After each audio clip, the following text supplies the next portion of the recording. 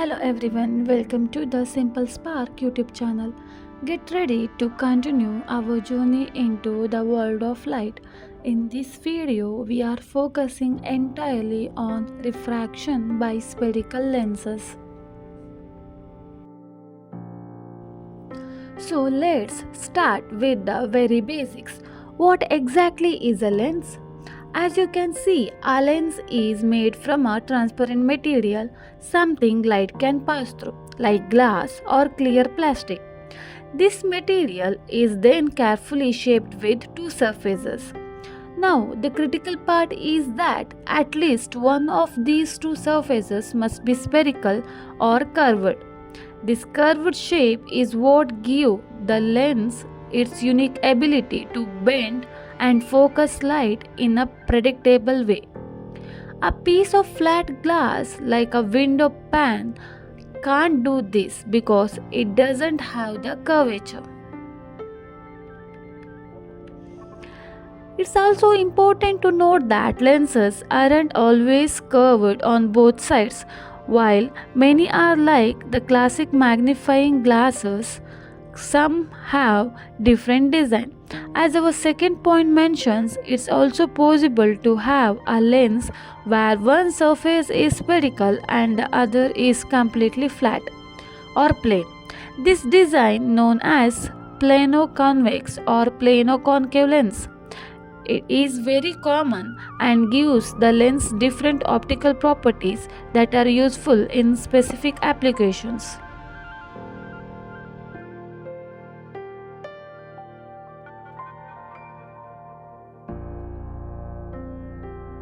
Let's look at the two main types of spherical lenses. These are often used as opposites of each other, but both are incredibly important. First, we have the convex lens, which is also known as converging lens. You can easily recognize it by its shape. It's a lens where both surfaces bulge outward, which means it is thicker in the middle than it is at the edges. A convex lens gets its name converging because of what it does to light. When parallel light rays hit a convex lens, it converges them, it brings them all together at a single point. The principal focus we talked about earlier. This is the type of lens you find in a magnifying glass, and it's what is responsible for focusing sunlight into a tiny hot spot. The second type is the concave lens, which is also known as diverging lens. This one is the exact opposite of the convex lens. Its surfaces are curved inward, making it thinner in the middle than it is at the edges. The function of a concave lens is also the opposite. When parallel light rays hit a concave lens, it diverges them, it spreads them out, as if they are coming from a single point. This is the kind of lens often used in eyeglasses to correct nearsightedness, as it helps to spread the light out before it reaches your eye. Before we can talk about how lenses bend light, we need to understand a few key terms. It's the language we use to describe lenses. As I explain each one, it's best to look at a diagram of a lens to see where each part is located. First, we have the optical center. This is the exact central point of the lens. What is special about it is that any light ray that passes directly through this point goes straight through without bending at all. It is the only place on the lens where light doesn't refract. Next is the principal axis. This is an imaginary straight line that runs horizontally right through the optical center. Think of it as the main backbone of the lens system. All our measurements and calculation will be based on this line. Now let's talk about the center of curvature. Remember, we said a spherical lens is a part of a sphere?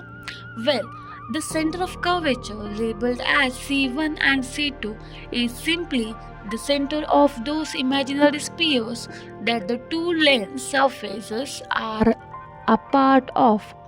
The notation 2f1 and 2f2 is just another way of saying the same thing, which we will see why in a moment.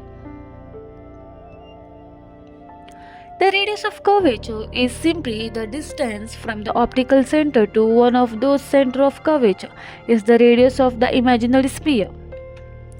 Now, for one of the most important terms, the principal focus labeled as capital letter F.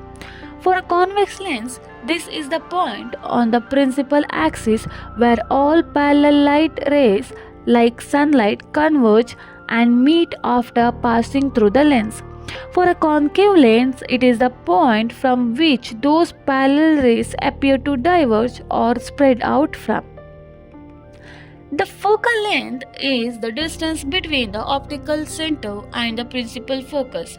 This value, represented by the lowercase letter f, is absolutely critical because it tells us how powerful the lens is. A shorter focal length means a more powerful, stronger lens. Finally, the aperture is the effective diameter of the lens. It is basically the size of the lens opening. The larger the aperture, the more light the lens can let in, which is important for making images brighter, especially in low light conditions.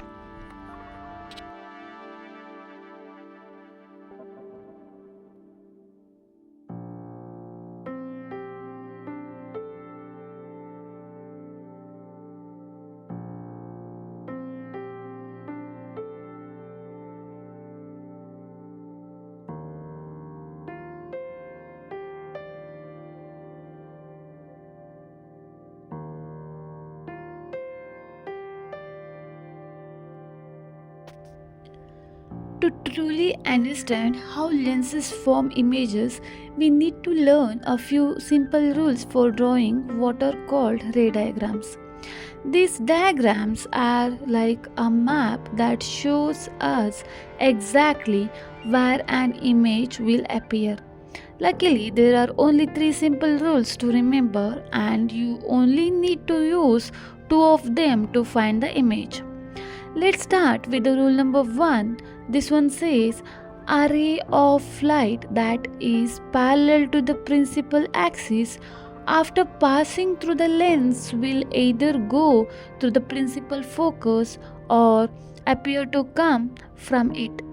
For convex lens, the light ray bends and actually passes through the principal focus on the other side. But for the concave lens, the light ray bends and diverges away, so it looks like it's coming from the principal focus on the same side as the original ray.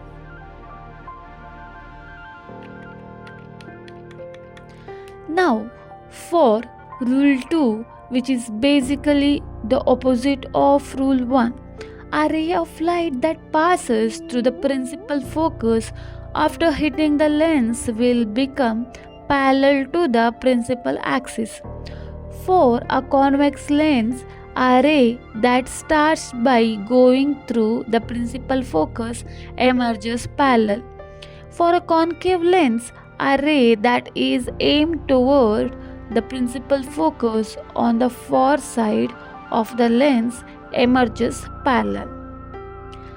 And finally, rule 3 is the simplest of all. A ray of light that passes directly through the optical center of the lens continues on its path without any deviation or bending. It just goes straight through. By using any two of these three simple rules, we can predict exactly where the image will be formed. You just need to find the point where the two refracted rays intersect. Now, let's apply our three rules for ray diagrams to a convex lens and see where an image is formed. The position and size size of the image change completely depending on how far away the object is from the lens. Case 1, object at infinity. When the object is very far away at infinity, like the sun, all the light rays coming from it are essentially parallel. According to rule 1, these parallel rays converge at the focal point F. The image is formed right there and it is real, inverted, and highly diminished, meaning it is just a tiny point sized dot. Case 2, object beyond 2f. As we bring the object closer, the image moves away from the focal point. When the object is placed somewhere beyond 2f, the image is formed between f and 2f on the opposite side. The image is still real and inverted, but it is now diminished or smaller than the object itself. Case 3, object at 2f. This is a special case. When the object is placed exactly at 2f, the image is also formed exactly at 2f on the other side. Here, the image is real, inverted, and exactly the same size as the object. This is great benchmark to remember. Case 4, object between f and 2f. As we move the object closer still, somewhere between f and 2f, the image jumps further out. It is now formed beyond 2f on the opposite side. At this point, the image is real, inverted, and enlarged or bigger than the object. Case 5, object at f. When the object is placed precisely at the focal point f, the refracted light rays emerge parallel to each other. Because parallel rays never meet, the image is said to be formed at infinity, and no sharp image would be formed on a screen. Object between f and the optic center O. This is the most interesting case.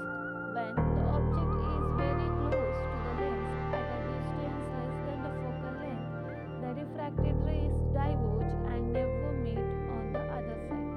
To find the image, we must trace these rays backward. They appear to meet on the same side of the lens as the object. The image formed here is virtual, meaning it cannot be projected onto a screen. It is upright and enlarged. This is the exact principle of how a simple magnifying glass works. This covers all the possibilities for a convex lens. Notice the pattern. As the object moves closer to the lens, the image moves farther away and gets larger, with one key exception.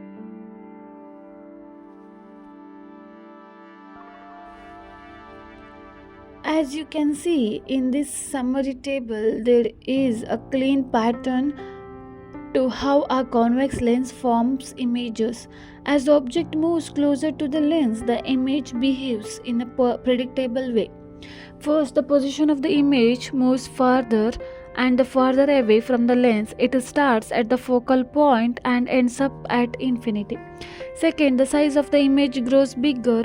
It starts off being highly diminished, almost a point, and gradually gets larger, eventually becoming enlarged. And finally, the nature of the image is almost always real and inverted, meaning it can be projected onto a screen. The one major exception to all this rule is the last case, when the object is closer to the lens than the focal point. In the special scenario, the image becomes virtual and erect, and it is also enlarged, which is the exact principle behind the magnifying glass. Now let's look at image formation by a concave lens.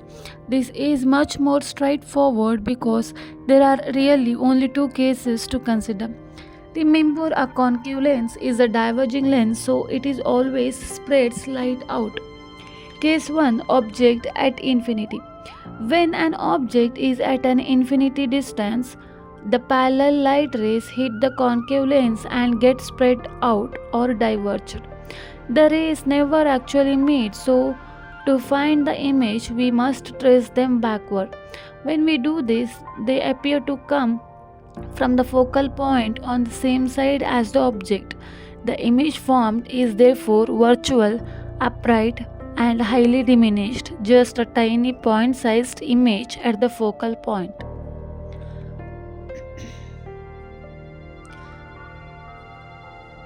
Case 2. Object between infinity and optical center.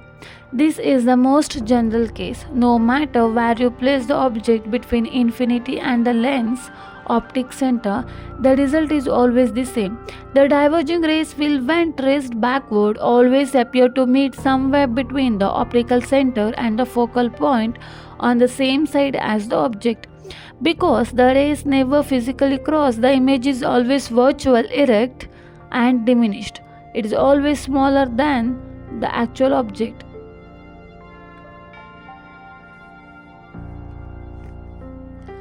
In summary, our concave lens always produces a virtual upright and diminished image regardless of the object's position. This consistent behavior is what makes them so useful, especially in eyeglasses, to correct nearsightedness. To help you remember all the differences we have covered, let's take a look at this summary table. The most fundamental difference is the nature of the lens. A convex lens is a converging lens because it brings light rays together at a focal point. In contrast, a concave lens is a diverging lens because it spreads light rays apart. This leads to the difference in the principal focus. For a convex lens, the focal point is considered real because the light rays actually meet there. For a concave lens, the focal point is virtual because the light rays only appear to come from the point. This distinction key for the focal length. By convention, the focal length of the converging convex lens is considered positive, while the focal length of a diverging concave lens is considered negative. This sign convention is very important when we start using the lens formula. In terms of shape, a convex lens is physically thicker in the center and thinner at the edges, just like a magnifying glass. A concave lens is the opposite. It's the thinner in the center and thicker at the edges. Finally, for example, convex lenses are everywhere. They are essential for focusing light from the human eye and camera lenses to microscopes and telescopes. Concave lenses are used to spread light out, which is why they are found in flashlights and car headlight to create a wide beam, as well as in glasses to correct nearsightedness.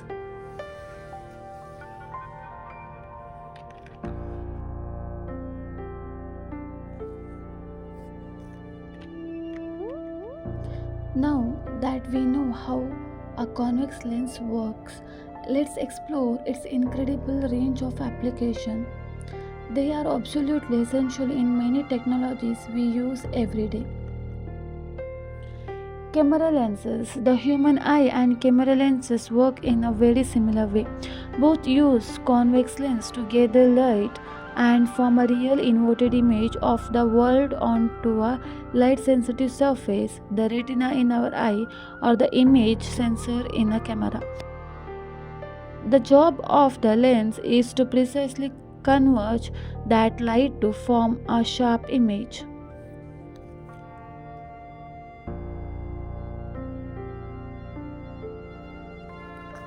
Correcting vision, that is hypermetropia. Convex lenses are also crucial for vision correction. The condition known as hypermetropia or farsightedness happens when the eye's natural lens isn't powerful enough to converge light properly. As a result, the image of the object is focused behind the retina instead of on it. To correct this, convex lens is used in eyeglasses or contact lenses to add extra converging power needed to bring the image forward and onto the retina, allowing the person to see clearly. Magnifying glasses and microscopes. The most common use of a convex lens is for magnification. We saw that when an object is placed very close to convex lens, it creates a virtual enlarged and upright image. This is the exact principle of a magnifying glass. A microscope takes the idea a step further, using a combination of convex lenses to create highly enlarged image of tiny objects, allowing us to see details otherwise invisible to the naked eye. Telescopes, on the other end of the spectrum, telescopes use large convex lenses to gather light from very distant objects like planets and stars.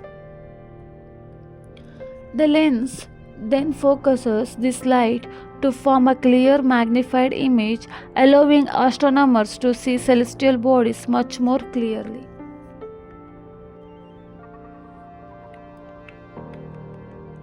Now let's dive into some more specific applications of concave lenses beyond just eyeglasses.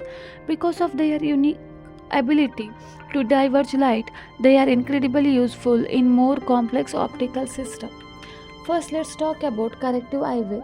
As we discussed, concave lenses are the go-to solution for correcting myopia or nearsightedness. The lens works by causing incoming parallel light rays to diverge slightly before entering the eye. This helps to reduce the eye's overall converging power, ensuring the image is focused precisely on the retina for a clear, sharp picture. Concave lenses are also used in projectors and lighting systems.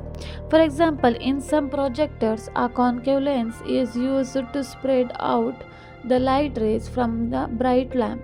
This is especially useful when you need to create a wide and evenly little projection on a screen rather than a single bright spot. In complex optical instruments like binoculars and camera systems, concave lenses are often used in combination with convex lenses. This is done to correct distortions and aberrations that can appear at the edges of the image, helping to enhance the overall performance and quality of the system. Finally, a classic example is Galilean telescope. Unlike more modern telescopes that use only convex lenses, the Galilean design uses a concave lenses as its eyepiece. This is a very clever application as the concave eyepiece help to provide a wide field of view and importantly produces an upright image. These examples show that while a concave lens' primary function is to spread light, it plays a vital and often subtle role in a wide range of optical technologies. So, we have covered the fundamental concepts of refraction by spherical lenses and their practical application. A lens is a transparent material with at least one curved surface that bends light. We defined key terms like optical center, the central point where light passes without bending, principal axis, the central line through the lens, and focal length, the distance from the optical center to the focal point. We established 3 rules for drawing ray diagrams to predict image formation. A ray parallel to the principal axis passes through or appears to diverge from the principal focus after refraction. A ray passing through the principal focus emerges parallel to the principal axis. A ray passing through the optical center emerges without any deviation. Types of lenses. A convex lens is a converging lens because it is thicker in the middle and bends parallel light rays inwards to a focal point. A concave lens is a diverging lens because it is thinner in the middle and spreads parallel light rays outwards. A convex lens can form both real and virtual images depending on the object's position. For objects far away, it forms real inverted and diminished image. For object very close, object distance less than the focal length, it forms a virtual upright and enlarged image like magnifying glass. A concave lens always forms virtual upright and smaller image regardless of the object's position. The image is always formed on the same side as the object between the optical center and the focal point. Applications: convex lenses are used to focus and magnify light. Examples include magnifying glasses, microscopes, telescopes, and camera lens. They are also correct farsightedness, hypermetropia by increasing the eye's converging power. Concave lenses are used to spread out light rays. They are used in eyeglasses to correct nearsightedness, that is myopia, by causing light rays to diverge. They are also used in optical instruments like binoculars and to enhance performance, and in Galilean telescope to produce an upright image with a wider field of view. That's all for our deep dive into the basics of spherical lenses. I hope this video has given you a solid foundation for understanding how they work and they have many uses in the real world. Thank you for watching and don't forget to like and subscribe. In our next video, we will take our knowledge to the next level by discussing the lens formula, the power of lens, and working through some numerical problems. See you then.